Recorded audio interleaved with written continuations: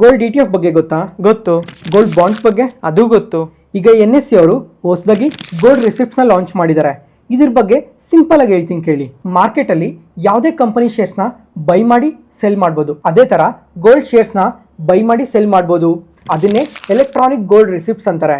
ಜೊತೆಗೆ ಈ gold receipts ಎಲ್ಲ ನಮ್ಮ ಡಿಮ್ಯಾಟ್ ಅಕೌಂಟಲ್ಲೇ ಇರುತ್ತೆ. ಈ ಗೋಲ್ಡ್ ETFs ಕೂಡ ಅದೇ ಥರ ವರ್ಕ್ ಆಗುತ್ತಲ್ವಾ? ಹೌದು, ಒಂದು ಮೇಜರ್ ಡಿಫ್ರೆನ್ಸ್ ಇದೆ. ಈ ಎಲೆಕ್ಟ್ರಾನಿಕ್ ಗೋಲ್ಡ್ ರಿಸಿಪ್ಟ್ಸಲ್ಲಿ ನಮಗೆ ಯಾವಾಗ ಗೋಲ್ಡ್ ಬೇಕಾಗಿರುತ್ತೋ ಆಗ ನಾವು ಅದನ್ನು ಡಿಲಿವರಿ ತೊಗೊಬೋದು. ಒಂದು ಸಿಂಪಲ್ ಎಕ್ಸಾಂಪಲ್ ಕೊಡ್ತೀನಿ ನೋಡಿ. ನೆಕ್ಸ್ಟ್ 5 ಇಯರ್ಸ್ಗೆ ನನಗೆ ಗೋಲ್ಡ್ ಬೇಕಾಗಿರುತ್ತೆ. ಅದಕ್ಕೋಸ್ಕರ ನಾನು ಪ್ರತಿ ತಿಂಗಳು ಸ್ವಲ್ಪ ಗೋಲ್ಡ್ನ ಬೈ ಮಾಡ್ತಾ ಹೋಗ್ತೀನಿ. ನನಗೆ ಯಾವಾಗ ಫಿಸಿಕಲ್ ಗೋಲ್ಡ್ ಅವಶ್ಯಕತೆ ಇರುತ್ತೋ ಆಗ ನಾನು ಡಿಲಿವರಿ ತೊಗೊತೀನಿ.